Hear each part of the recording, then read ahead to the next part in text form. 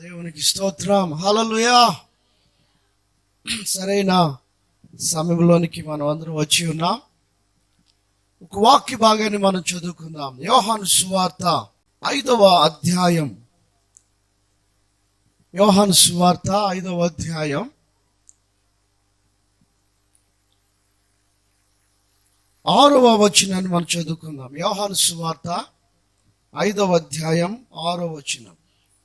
వాడు అప్పటికి బహుకాలము నుండి ఆ స్థితిలో ఉన్నాడని ఎరిగి. చాలు. ఈ రాత్రి నేను మీతో చెప్పబోయేటువంటి అంశం ఏంటి అంటే,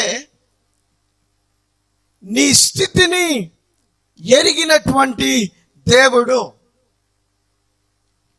నువ్వు ఏ స్థితిలో ఈ రాత్రి కూడా ఉన్నావో తెలియదు, కానీ నీ స్థితిని మాత్రము కూడా యేసయ్య ఎరిగాడు. అందుకు ఈ రాత్రి యేసు ప్రభువారు మీతో చెప్పబోయేటువంటి మాట ఏంటంటే, నీ స్థితిని నేను ఎరిగాను. మీరు ఒకసారి మీ పక్కన వాళ్ళు చెప్తారా, నీ స్థితిని ఎరిగిన యేసయ్య అని. నీ స్థితిని యేసయ్య ఎరిగాడు అని. ఆమేన్. సో దరిదాపు సమయం 11 వస్తుంది కాబట్టి నిద్ర అనేది సహజంగా వస్తుంది. ఒకసారి నేను ఇట్లానే ఒక మీటింగ్కి వెళ్ళాను. మీటింగ్ అయిపోయిన తర్వాత అందరికి ప్రార్థన చేస్తుంటే ఒక ముసలావిడ అంది, అయ్యా ఈసారి సంవత్సరం కూడా నువ్వే రావాలయ్యా అంది. నేను అనుకున్నాను, వాక్యం బాగా చెప్పానేమో అనుకుని అమ్మ వాక్యం బాగుందంటే ఆవిడ అంటది, వాక్యమా పాడా, నువ్వు చెప్పిన మాటలకి నిద్రపోయానంది. నా జీవితంలో పోవడం లేదు, అట్లా నిద్ర మాత్రం వేసుకున్నా కానీ రాలేదని మీరు చెప్పిన వాక్యానికి అట్ట వచ్చింది. సో ఇక్కడ ఎవరైనా ఉన్నారు అట్లా ఆహ్వానించేవారు? ఎవరు లేరు కదా. కొద్ది నిమిషాలు మీతో మాట్లాడి నేను ముగిస్తాను. యేసు ప్రభువారు ఒక వ్యక్తి స్థితిని ఎరిగాడు. అది ఏ టైం అంటే 1వ వచనంలో ఉంటది, యూదుల పండగ టైం. అది యూదుల పండగ సమయం. పండగ నాడు అందరూ కూడా చక్కగా బట్టలు వేసుకొని అలంకరించుకొని, ఇల్లులు రంగులుగా చేసుకొని, లైటింగ్ వేసుకొని, పిండి వంటలు వండుకొని ఆనందిస్తూ ఉంటే, ఒకడు మాత్రం పండగ లేని స్థితిలో ఉన్నాడు. వాడు ఎలా పండగ చేసుకుంటామంటే, ఏం పండగ అండి? కోవిడ్ టైంలో, కరోనా టైంలో పండగలు చేసుకున్నారా? ఏం పండగ అండి? బతుకుంటే చాలా అన్నట్టుగా ఉంది. ఒకింటికి వెళ్తానికి లేదు. లైటింగ్ అని పిలిస్తే రాడు, ఇంకోని పిలిస్తే రాడు, అసలు డెలివరీ లేదు. ఇంకేం పిండి వంటలు, ఇంకేం పండుగ అండి? అటువంటి భయంకరమైన పరిస్థితిలో ఉన్నాడు వాడు. అందరూ పండుగలో మునిగి తేలుతూ ఉంటే వీడికి మాత్రం పండగ లేదు. పండగ చేసుకోలేని స్థితిలో ఉన్నాడు. పండగ చేసుకోలేని పరిస్థితిలో ఉన్నాడు. పండగకి వెళ్ళలేని పరిస్థితిలో ఉన్నాడు. అటువంటి వ్యక్తి దగ్గరికి ఎవరు వెళ్ళారంటే యేసయ్య వెళ్ళాడు. హల్లెలూయా. సహజంగా అందరూ ఎక్కడికి వెళ్తారు? చక్కగా పండగ దగ్గరికి. ఎక్కడ సందడి ఉంటే అక్కడికి, ఎక్కడ జనం ఉంటే ఆడికి, ఎక్కడ సంతోషం ఉంటే ఆడికి వెళ్తారు. కానీ యేసయ్య పండగ దగ్గరికి వెళ్ళలేదు.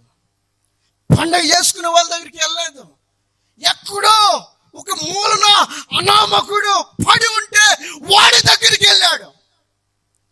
ఎందుకో తెలుసా? పండగ లేని వాడి జీవితంలోకి పండగ తీసుకొని రావడానికి. హల్లెలూయా. మీలో కూడా చాలా మంది ఇదే పరిస్థితిలో ఉండొచ్చు, ఇదే స్టేజ్లో ఉండొచ్చు. ఏం పండగ అండి? ఏం పండగ చేసుకుంటాం? నేను ఈ పండుగల గురించి మాట్లాడడం లేదు, కానీ నీ జీవితంలో యేసు ప్రభువారు నీ స్థితిని ఎరిగాడు ఈ రాత్రి. ఆయన నీ జీవితంలోనికి పండగ తీసుకుని రాబోతూ ఉన్నాడు. ఏదో సంవత్సరానికి 1-2 సార్లు చేసుకునే పండగ కాదు, ప్రతిరోజు పండగే, ప్రతిరోజు సెలబ్రేషన్. ఇంతకీ వాడు ఏ స్థితిలో ఉన్నాడు? వాక్యం అంటది, వాడప్పటికీ బహుకాలము నుండి ఆ స్థితిలో పడి ఉన్నాడు. ఏ స్థితిలో ఉన్నాడు వాడు? ఇంతకీ 4 విషయాలు చెప్పి నేను ముగిస్తాను. వాడు ఏ స్టేజ్లో, ఏ స్థితిలో ఉన్నాడని.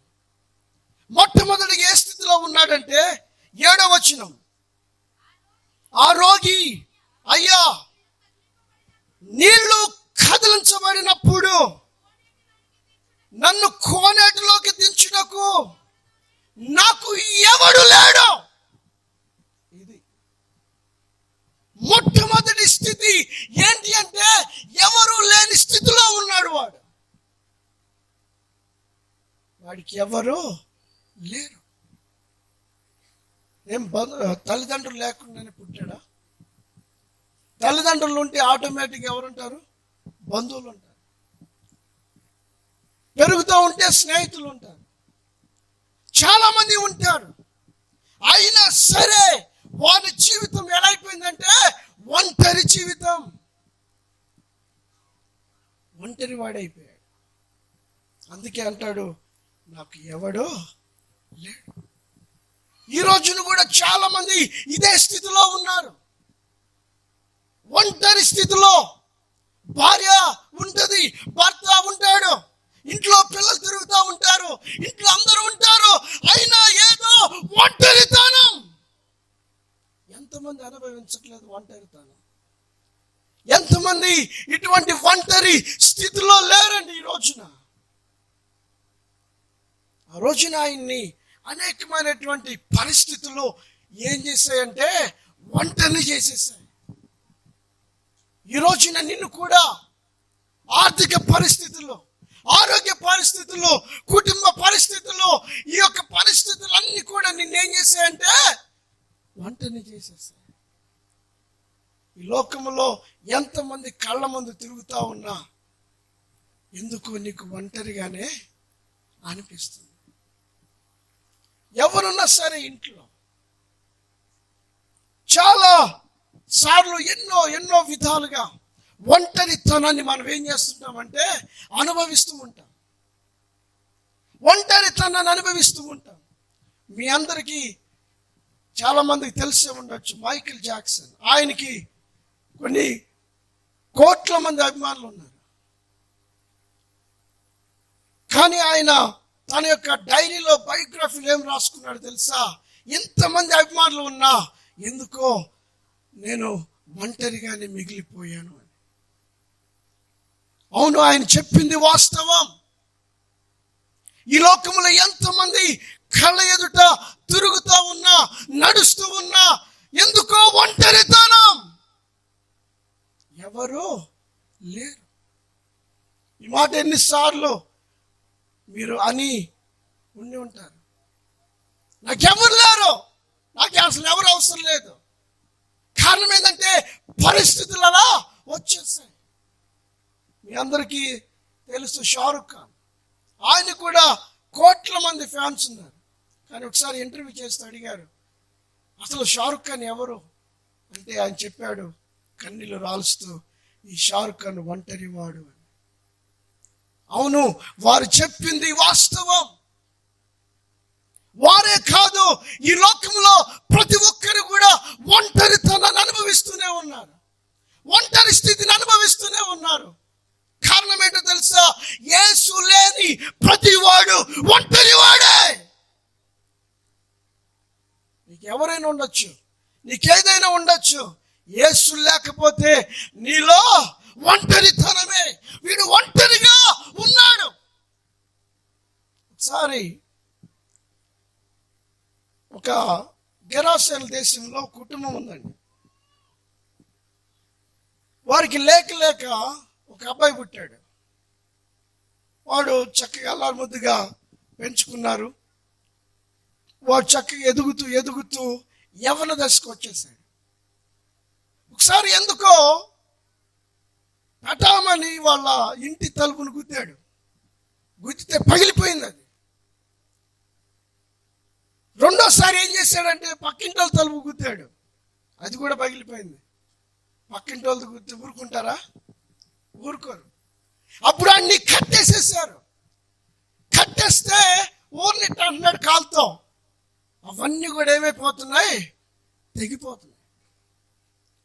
ఆ ఊళ్ళో కనబడితే ఎవడన్నా కొట్టేస్తున్నాడు.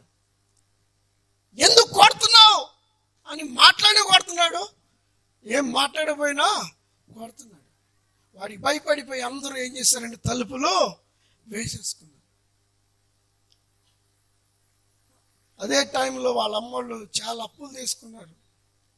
ఆ స్పందన అని అదని ఇదని ఎవరి ఇంటికి రావట్లేదు. ఎవరన్నా అప్పులోళ్ళు వస్తే ఉందే వాళ్ళకుందే, ఇక ఎవరు రావటం లేదు. ఆ ఇల్లు ఒంటరి ఇల్లు అయిపోయింది. చివరికి ఏం చేశాడు తెలుసా? వాళ్ళ అమ్మోళ్ళని కూడా కొడుతున్నాడు, వాళ్ళ అమ్మ నాన్న కూడా కొడుతున్నాడు. అందుకని వాళ్ళు గట్టిగా బిగిచ్చేశారు. అయినా సరే అవి వాడిని స్వాధీనం చేయలేకపోయాయి, కంట్రోల్ చేయలేకపోయాయి. వాడు అనుకున్నాడు ఇది నా బలం, ఇది నా శక్తి. జిమ్కి వెళ్ళలేదు, కరాటికి వెళ్ళలేదు. ఆయన కానీ వాళ్ళలో బలం వచ్చేసింది. కానీ చివరికి తెలిసింది అది వాడి బలం కాదు, అది వాడి శక్తి కాదు. వాడిని ఎవరో తిప్పుతున్నారు, వాడిని ఎవరో పడేస్తున్నారు. కాసేపు పడుతున్నాడు, కాసేపు లేపుతున్నాడు, కాసేపు పడుతున్నాడు, కాసేపు లేపుతున్నాడు. నేను విజయవాడ ఇదే రైల్వే స్టేషన్లో టికెట్ తీసుకుని సీట్లో కూర్చున్నా. ఒక నా దగ్గర వచ్చి, రే ఇది నా సీటు లే అన్నాడు. నేను లేచి, ఇది నీదెందుకైంది? నేను ముందొచ్చి కూర్చున్నాను, ఇదిగో ఖర్చు కూడా వేసాను చూడన్న. ఆడు మాట్లాడుతూనే ఉన్నాడు, పడిపోయాడు. లేచి ఏమంటాడు, నన్ను ఎందుకు పడేసావు అన్నాడు. అసలు నేను వాడిని ముట్టుకొని కూడా ముట్టుకోను. వాడే బాగా తాగాడు. అప్పుడు నాకు అర్థమైంది, వీడి కంట్రోల్లో లేడు. వీడిని ఎవడో పడేస్తున్నాడు, ఎవడో లేపుతున్నాడు. అదే పరిస్థితిలో ఉన్నాడు వాడు. ఎక్కడికి వెళ్ళిపోయాడు తెలుసండి? ఎక్కడ నివాసం ఉంటున్నాడు తెలుసా? సమాధుల్లో నివాసం చేస్తున్నాడు. సమాధులు ఎవరుంటారండి? మనుషులు ఎవరైనా ఉంటారా? ఒంటరివాడైపోయాడు. శవాల మధ్యలో కాపురాలు చేస్తున్నాడు. యవ్వన దశలో ఇంట్లో ఉండి కుటుంబంతో ఆడుకోవలసిన వాడు, ఎంజాయ్ చేయవలసిన వాడు చివరి స్థానానికి వెళ్ళిపోయాడు యవ్వన దశలోనే. కారణం ఒంటరితనం వాడిని వేధిస్తూ ఉంది. అది వాడి ఒంటరితనం కాదు, సాతాను వాడిని ఒంటరి చేసేసింది. ఒంటరి వాడైపోయాడు. సమాధుల్లో తిరుగుతూ ఉన్నాడు. ఏముంటాయండి సమాధుల్లో? ఎవరైనా సమాధుల్లో పడుకుంటారా? ఉంటారా కదా? అవసరమైతే పక్కన ఇల్లేసుకుంటారు, కానీ అక్కడ మాత్రం ఎవరు? ఒకసారి ఒక ఊళ్ళో పంది వేసుకున్నారంట. అసలు మన ఊళ్ళో ధైర్యవంతులు ఎవరా అని అది తెలుసుకోవాలంటే అర్ధరాత్రి సమాధుల గుండా నడవాలంట. ఒకవేళ కనుక ఎవరైనా నడిస్తే వాళ్ళకి 1,00,000 రూపాయలు బహుమానం, సన్మానం చేస్తారు. ఈ యొక్క గ్రామంలో ఈయనే ధైర్యవంతుడని చెప్తారు. కాకపోతే పోటీ మాత్రం సమాధులు నడవాలి. ఎవరు వస్తారంటే ఎవరు ముందుకు రావట్లేదు. అప్పుడు ఒకడు పోతే వచ్చింది, నేను నడుస్తా అన్నాడు. అప్పుడు వాడిని సరిగ్గా 11:30, 12 గంటలకు సమాధులు వదిలేసి వెనక్కి వచ్చేసారు. అప్పుడు వాడు మెల్లగా అడుగులు వేసుకుంటూ వెళ్తున్నాడు. ఏదన్నా కదిలిందా వణిపోతున్నాడు. మొత్తం మీద అడిగేసి మధ్యలోకి వచ్చాడండి. అమ్మయ్యా, ఒక 50,000 వచ్చినట్టే, ఇంకొంచెం నడిస్తే ఇంకో 50,000 వచ్చేస్తాను. మధ్యలోకి వెళ్ళంగానే షాక్ అయిందంటే ఎవడో ఒకడు సమాధి మీద కూర్చున్నాడు. వీడికి మైండ్ పోయింది, ఇదేంద్ర ఈ ఊర్లో నేనే ధైర్యవంతుడు అనుకుంటే ఈడెవడో ఏకంగా సమాధి మీద కూర్చున్నాడు అనుకుని, ఎరా అసలు ఏ ఊరి మీద ఎక్కడి నుంచి వచ్చావంటే లోపల గాలాడికి బయటకు వచ్చాను అన్నాడంట. అంతేనండి. 4 అయింది, 5 అయింది, 6 అయింది, వాడు రాలా. ఏమైపోయాడు? భయం. ఒంటరితనాన్ని అనుభవిస్తుంటే ఏమొస్తుంది? భయం. భయం అండి. మనకి ఏది చూసినా భయమే. ఒకసారి మా యొక్క స్నేహితుడు తాతగారు చనిపోయాడు. చనిపోతే వాళ్ళ అమ్మాయి రావాలి, పెద్ద అమ్మాయి రావాలి. అందరూ వెళ్ళారు చూడడానికి. నేను కూడా వెళ్ళాను చూద్దామని. ఒక రోజు 2 రోజులు అయినట్టుంది సంథింగ్. వాళ్ళ పెద్ద అమ్మాయి రావాలి, వెయిట్ చేస్తున్నారు. ఆ యొక్క బాడీని అక్కడ పెట్టి వెయిట్ చేస్తూ ఉంటే ఆమె అక్కడ బస్సు దిగిందండి, మెయిన్ రోడ్లో. బస్సు దిగి పరిగెత్తుకుంటూ వచ్చింది, నానా నానా నానా అనుకుంటా. ఆయన బతుకున్నప్పుడు రాలా అట్ట, ఎప్పుడు ఏదేమైనా అట్ట పరిగెత్తుకుంటూ వచ్చింది. వచ్చి ఒక్కసారిగా అమంతా ఆయన మీద పడి, నానా ఒకసారి లే అంది. వెంటనే లేచి, ఏందమ్మా అన్నాడు. అంతేనండి. మొత్తానికి కోమలు ఎవడో ఉన్నట్టున్నాడు. ఈమె కుదుళ్ళపుకి ఒకసారికి లేచాడు. ఎప్పుడైతే లేచాడో అక్కడ ఒక్కళ్ళు ఉంటే అన్నాడు, ఎవరు లేరు అక్కడ. అందరూ పరిగెత్తారు. ఒరే ఆగండి రాండి, ఎవరు ఆగుతారు? ఇంకో విషయం చెప్పనా, నేను కూడా పరిగెత్తా. ఎందుకంటే ఆయన లేచి వస్తున్నాడు. ముళ్ళు లేవు, కంపులు లేవు, కాలువలు కూడా చూసుకెళ్ళలేదు అందరూ. ఇంకోటి ఏంటంటే వాళ్ళ అమ్మాయి కూడా పరిగెత్తింది మాతో పాటే. వాళ్ళ నానే కదా ప్రేమతో అమ్మా అన్నాడు, అంతే కదా. భయం. జరిగిన 4 సంవత్సరాలు చచ్చిపోయాడు ఆయన. ఈసారి నిజంగా చచ్చిపోయాడు. ఈసారి వాళ్ళు మీద వాళ్ళ ఏం చేయాలి, చావగానే ఎత్తుకెళ్ళి ముందు పాతేసేసే తర్వాత మళ్ళీ అది భయం మనుషులకి. కారణం ఏంటంటే ఒంటరితనం మనుషులు ఏం చేస్తుంది? భయపెట్టించింది. ఆ రోజున వాడు కూడా ఒంటరి వాడైపోయాడు, అందరూ వదిలేశారు. అటువంటి వ్యక్తి దగ్గరికి యేసయ్య తోడుగా వెళ్ళాడు. హల్లెలూయా, ఆమేన్. సేమీయుడు కూడా అదే స్థితిలో ఉన్నాడు, ఒంటరి వాడైపోయాడు. నాకు ఎవరు లేరయ్యా అంటున్నాడు. ఏనాడు కూడా ఎవరు ఎరా స్వస్థపడతావా అని అడగలేదు, కానీ యేసయ్య ఒక్కడే అడిగాడు. ఆమేన్. టైం లేదు. రెండవదిగా వాడు ఏ స్థితిలో ఉన్నాడంటే అదే వచనంలో ఉంటుంది, 7వ వచనం చదువు.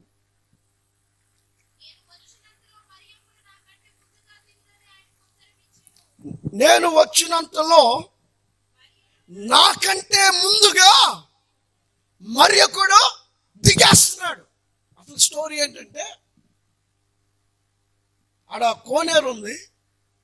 ఆ కోనేరులో అప్పుడప్పుడు దేవదూత వచ్చి ఏం చేస్తుందంటే కదిలిస్తుంది నీటిని. ఆ నీళ్లు కదలగానే చుట్టుపక్కల రెడీగా ఉంటారన్నమాట కాచుకొని. అక్కడ ఉన్నటువంటి అద్భుతం ఏంటంటే మొట్టమొదటిగా ఎవడైతే నీళ్ళు పడతాడో వాడు బాగుపడిపోతాడు. అందుకని అందరూ ఎట్లుంటారంటే రెడీగా కాచుకుని ఉంటారు. రెడీ 1 2 3 అనకముందు ఏం చేస్తారు? దూకేస్తారు వాళ్ళు. ఒక టైంలో చేప కదిలిద్ది.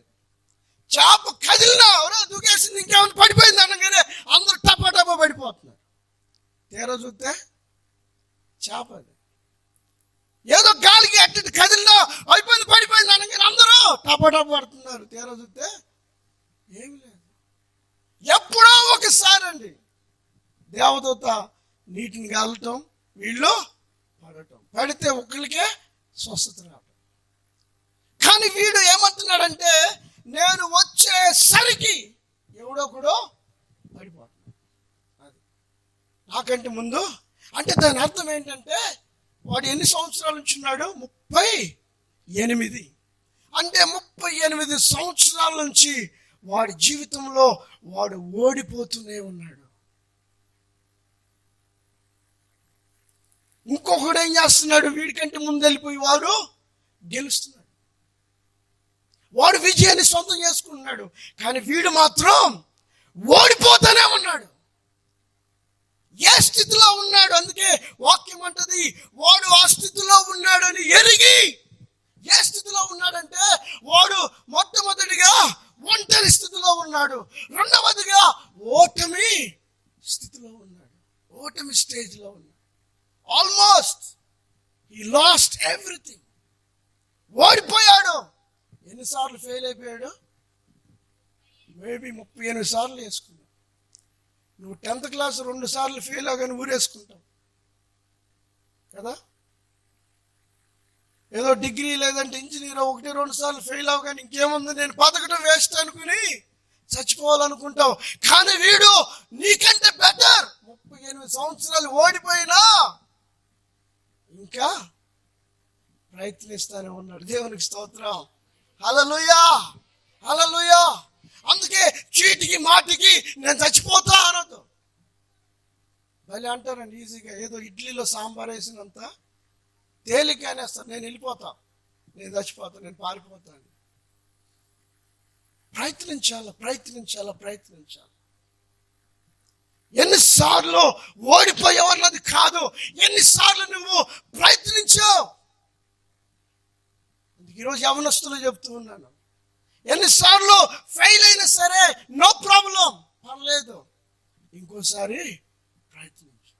నీకు జీవితం ఎంతో ఉంది, భవిష్యత్తు ఎంతో ఉంది. నీకంటే వీడు 38 సంవత్సరాల నుంచి ఓడిపోతూనే ఉన్నాడు, ఫెయిల్ అవుతూనే ఉన్నాడు. ఎగ్జామ్ రాస్తున్నాడు, ఫెయిల్ అవుతాడు, రాస్తున్నాడు, ఫెయిల్ అవుతున్నాడు. ఇదే అతను అనుకుని మీరు ఫెయిల్ అయ్యారు. అయ్యగారు చెప్పాడు, ఫెయిల్ అయినా పర్లేదు అనుకుని ఇంట్లో వాళ్ళు ఊరుకో, నేను ఊరుకున్నా. ప్రయత్నిద్దాం, కానీ అట్లని మన ప్రాణాలు మనం తీసుకోవాలి. రోజున చాలా మంది ఏదో మార్కులు తారుమారైపోయిన తెలంగాణలో చాలా మంది విద్యార్థులు, ఎంతో భవిష్యత్తు ఉంది వాళ్ళకి. ఎన్నో ప్రయత్నాలు చేస్తే, ఎన్నో మందులు వాడి, ఎన్నోసార్లు డాక్టర్లు తీసుకుని వెళ్ళి ఎంతో కష్టపడితే కానీ పిల్లలు ఈరోజు పుట్టడం లేదు. కానీ వాళ్ళు ఓన్లీ ఒక చిటికలో జీవితాన్ని నాశనం చేసేసుకున్నారు. అందుకే వీడు 38 సంవత్సరాల నుంచి అంటాడు ఏమనంటే, అయ్యా నేను వచ్చేసరికి ఇంకొకడు దిగేస్తున్నాడు. ఇదే నా పరిస్థితి, ఇదే నా స్థితి అయ్యా. ఓడిపోతూనే ఉన్నాను, ఓడిపోతూనే ఉన్నాను, ఓడిపోతూనే ఉన్నాను. ఎంతమంది ఈ రోజున ఒంటరి స్థితిలో లేరు? ఎంతమంది ఈ రోజున ఓడిపోయిన స్థితిలో లేరు? ప్రతి ఒక్కరు కూడా ఇదే స్టేజ్లో స్థితిలో అనుభవిస్తూనే ఉన్నారు. మూడవదిగా వాడు ఏ స్థితిలో ఉన్నాడంటే 5వ వచనంలో ఉంటుంది, అక్కడ 38 ఏండ్ల నుండి వ్యాధి గల మనుషుడు. వ్యాధి 38 సంవత్సరాల నుంచి వ్యాధి కలిగిన రోగపు స్థితిలో ఉన్నాడు వాడు. నీకేంటమ్మా, ఒక వారం కిందట తలనొప్పి వచ్చింది, లేదంటే 2 సంవత్సరాలు, 38 సంవత్సరాల నుంచి తలనొప్పితో బాధపడిన వాళ్ళు ఎవరన్నా ఉన్నారు ఇక్కడ? 38 సంవత్సరాల నుంచి ఉన్నారు ఎవరన్నా? మీకంటే సీనియర్ వాడు. మన కేవలం 1-2 సంవత్సరాలు, 4 సంవత్సరాలే. దానికి కూడా కంప్లైంట్లు. మళ్ళీ మనకి అయ్యగారి ప్రార్థనలో పవర్ లేదనుకుంటా, ఈ సంఘం బాగాలేదు, ఆ సంఘం, అక్కడ స్వస్థత, ఇక్కడ స్వస్థత. మరి వీటి సంగతి ఏంటి? ఏదో 1-2 సార్లు నీకు బాగోలేదని అట్లా మార్చేయడం కాదు. ఏదో 1-2 సంవత్సరాలు వచ్చేస్తుందని కాదు. వీడు 38 సంవత్సరాల నుంచి రోగపు స్థితిలో ఉన్నాడు. మరి ఇతనెవరు చెప్పుకోవాలి? అటువంటి స్థితిని ఎరిగి యేసయ్య వాడి దగ్గరికి వెళ్ళాడు. ఆమేన్. 4వదిగా 14 వచనాన్ని మనం చూస్తే, అటు తర్వాత యేసు దేవాలయంలో వానిని చూచి, ఇదిగో స్వస్థత నొందితివి, మరి ఎక్కువ కీడు నీకు కలగకుండానట్లు ఇక నువ్వు పాపం చేయకు అన్నాడు. అంటే దాని అర్థం, వాడు అంతకు ముందు ఏ స్థితిలో ఉన్నాడు? పాపపు స్థితిలో ఉన్నాడు. భయంకరమైనటువంటి రోగం, భయంకరమైన ఒంటరితనం, భయంకరమైన ఓటమి, ఇవన్నీ చాలదన్నట్టు పాపం.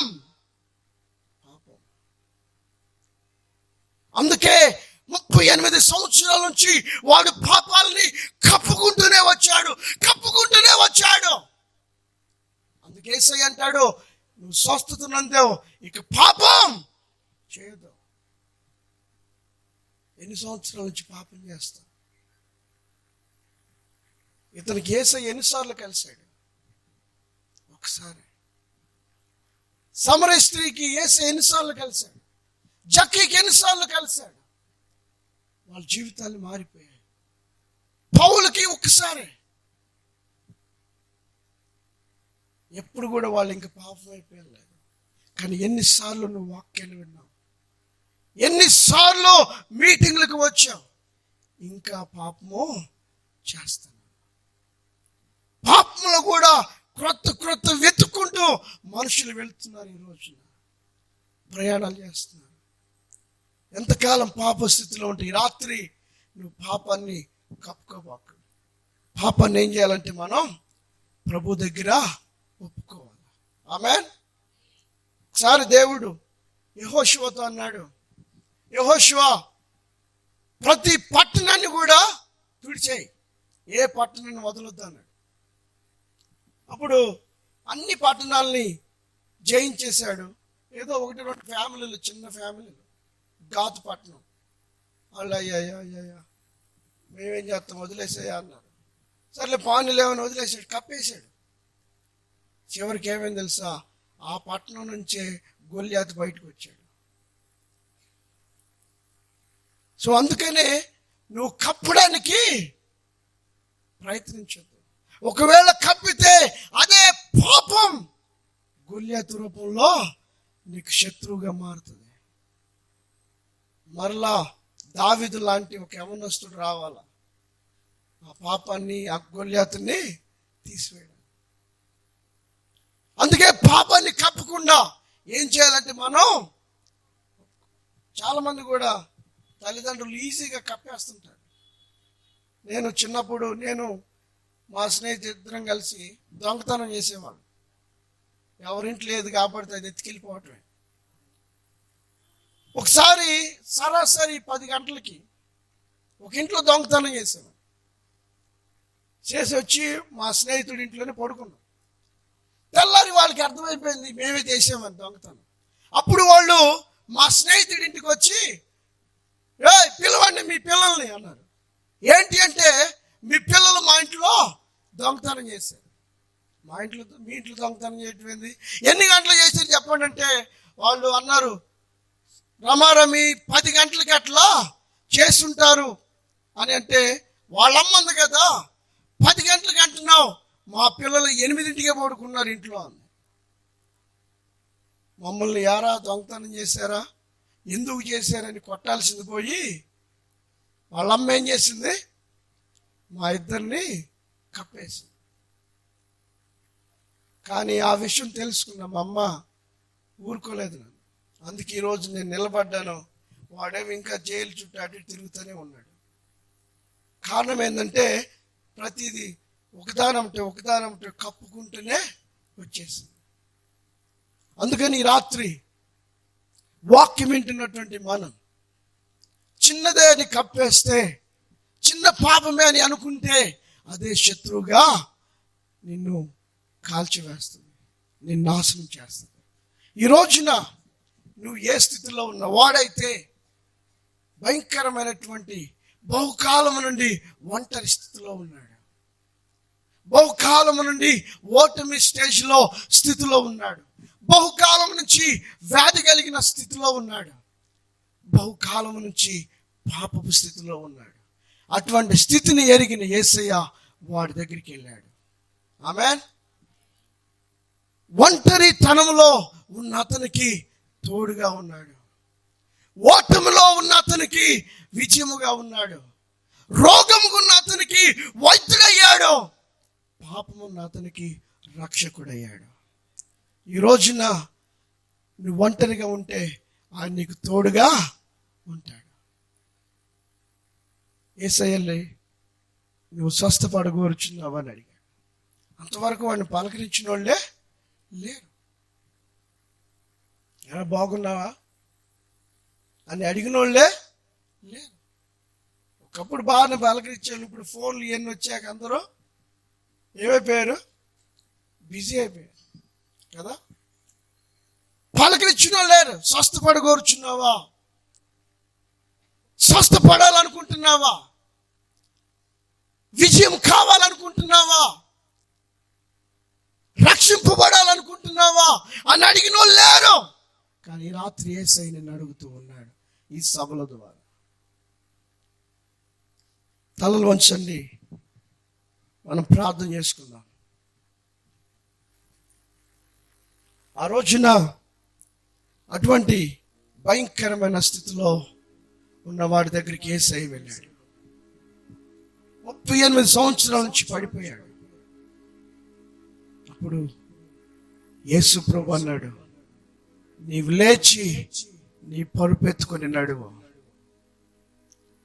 అంటే ఇన్నాళ్ళు నిన్ను నీ పరుపు మోసింది, ఇక నుంచి నువ్వు మోయ్.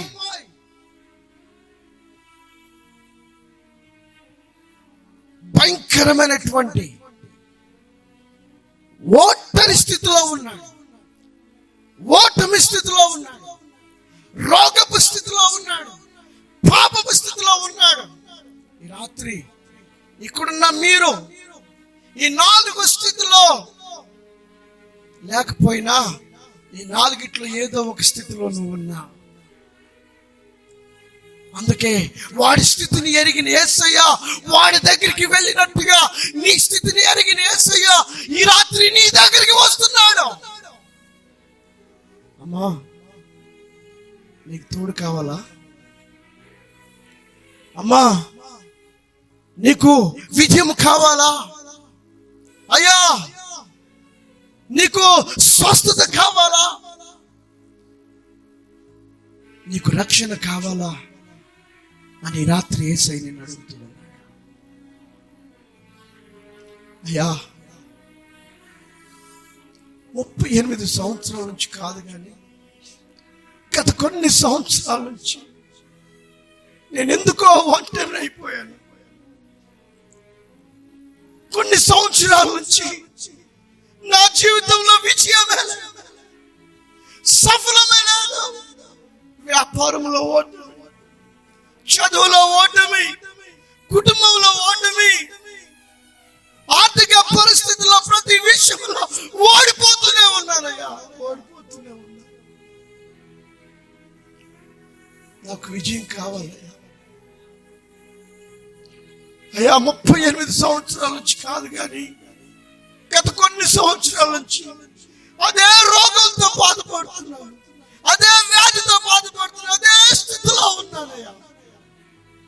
నన్ను బాగు చేయవా అయ్యా. 38 సంవత్సరాల నుంచి కాదు కానీ గత కొన్ని సంవత్సరాల నుంచి అదే పాపాన్ని చేస్తూ వస్తూ ఏది చేయకూడదు అనుకుంటున్నారు అది చేస్తూ వస్తూ నాకు రక్షణ దయచేయ. పాపం చేయకుండా నన్ను కంట్రోల్ చేయ. రాత్రి ఎంతమంది ఒంటరిగా ఉన్నారో వారందరికీ యేసయ్య తోడుగా ఉండబోతుంది. పండుగలు, పబ్బాలు, ఆనందాలు, సంతోషాలు లేని మీ కుటుంబాల్లోకి పండగ సెలబ్రేషన్స్, ఆనంద సెలబ్రేషన్స్ యేసయ్య తీసుకుని రాబోతున్నాడు. కారణం ఏంటంటే ఆయన నీ స్థితిని ఎరిగాడమ్మా. నువ్వు ఏ స్థితిలో ఉన్నావు? వాడైతే ఇటువంటి భయంకరమైన స్థితిలో ఉన్నాడు. 1-2 సంవత్సరాలు కాదు, బహుకాలం నుండి ఎవరు వెళ్ళలేదు వాడి దగ్గరికి, ఎవరు దర్శించలేదు. నిన్ను దర్శించి ఎంతకాలం అయింది? మీ బంధువులు, మీ స్నేహితులు, మీ అనువారు. కానీ యేసయ్య ఈ రాత్రి నిన్ను దర్శిస్తూ ఉన్నాడు. ఇక నీ జీవితాల్లో ఒంటరితనం ఉండదు, ఎవరు లేరు అని అనుకుంటున్న వాడి జీవితంలోకి యేసయ్య తోడుగా వెళ్ళాడు. వాడు అనుకున్నాడు, అమ్మయ్యా నాకు ఒక వ్యక్తి వచ్చాడు, నీళ్లు కదిలించబడినప్పుడు నన్ను నీటిలో దోస్తాడు అని అనుకున్నాడు. కానీ నీటి వైపు చూడకుండానే యేసయ్య వాడిని స్వస్థపరిచాడు. నీటిలోకి దిక్కుండానే స్వస్థపరిచాడు. ఆ రోజు నుంచి ఈ రోజు వరకు బెతెస్దా కోనేరు ఖాళీ అయిపోయింది. అక్కడ ఎవరు లేరు. కారణం యేసయ్య వచ్చాడు. ఏదో ఎవరో వస్తారు, ఏదో చేస్తారు, వాళ్ళు కదిలిస్తారు, వీళ్ళు కదిలిస్తారు, వాళ్ళు సహాయం చేస్తారు, వీళ్ళు సహాయం చేస్తారని ఇన్నాళ్ళు ఎదురు చూసింది చాలు. నీకోసం యేసయ్య వచ్చాడు.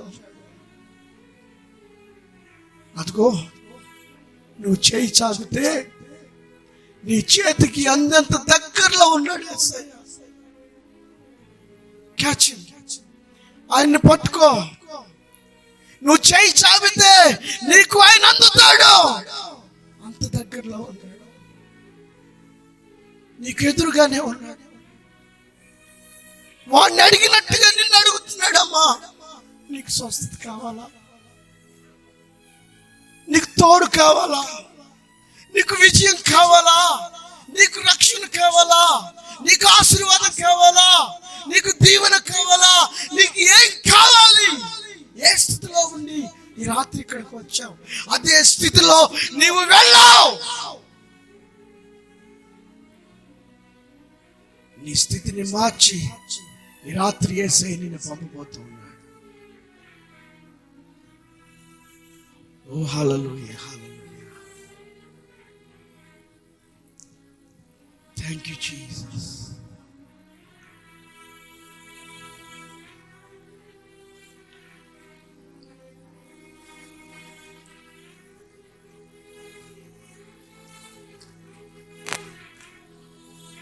నీవే నాకు చాలును యేసు, నీవే నాకు చాలును యేసు, నీవే నాకు చాలును యేసు, నీవే నాకు చాలును యేసు, నీవే నాకు చాలును యేసు, నీవే నాకు చాలును యేసు, నీవే నాకు చాలును యేసు, నీవే నాకు చాలును యేసు. వెండి బంగారం ఎన్ని ఉన్నను అవి నీకు సాటి రాగలవా? వెండి బంగారం ఎన్ని ఉన్నను అవి నీకు సాటి రాగలవా? నా బంగారమా నీవే యేసయ్యా, నా బంగారమా నీవే యేసయ్యా, నీవే నాకు చాలును యేసు, నీవే నాకు చాలును యేసు, ఈ ఒంటరితనాన్ని తట్టుకోలేకపోతున్నాను. చాలును యేసు, ఈ ఒంటరితనాన్ని భరించలేకపోతున్నాను. చాలును యేసు, ఎంతమంది ఉన్నా నీవే ఒంటరిగానే మిగిలిపోయారు. చాలును ఇన్నాళ్ళు ఒంటరితనాన్ని అనుభవిస్తూ వచ్చాను. నీవే నాకు నాకు తోడుగా ఉన్నావు. నీ ఉంటే చాలు. చాలును యేసు, నీవే నాకు చాలును యేసు. యేసయ్యా, యేసయ్యా, యేసయ్యా, యేసయ్యా, యేసయ్యా, యేసయ్యా, యేసయ్యా, యేసయ్యా, యేసయ్యా, యేసయ్యా, నాకు స్వస్థత కావాలయ్యా. యేసయ్యా, ఆరాధన ఆరాధన ఆరాధన ఆరాధన ఆరాధన ఆరాధన ఆరాధన. రాత్రి యేసు ప్రతి ఒక్కరిని తాకబోతూ ఉన్నాడు. ఆరాధన ఆరాధన ఎంతమంది ఆరాధన. యేసయ్యా, యేసయ్యా, యేసయ్యా, నాకు తోడు కావాలయ్యా. యేసయ్యా, యేసయ్యా, నాకు విజయం కావాలయ్యా. యేసయ్యా, యేసయ్యా, నాకు స్వస్థత కావాలయ్యా. యేసయ్యా, యేసయ్యా, నాకు రక్షణ కావాలయ్యా. యేసయ్యా, కావాలయ్యా. యేసయ్యా, భయంకరమైన స్థితిలో ఉన్నాను. యేసయ్యా, రాత్రి యేసయ్యా, స్థితిలో రక్షణ. నీవే నాకు చాలు యేసు, నీవే నాకు చాలు యేసు, నీవే నాకు చాలును యేసు, నీవే నాకు చాలును యేసు, నీవే నాకు చాలును యేసు, నీవే నాకు చాలును యేసు.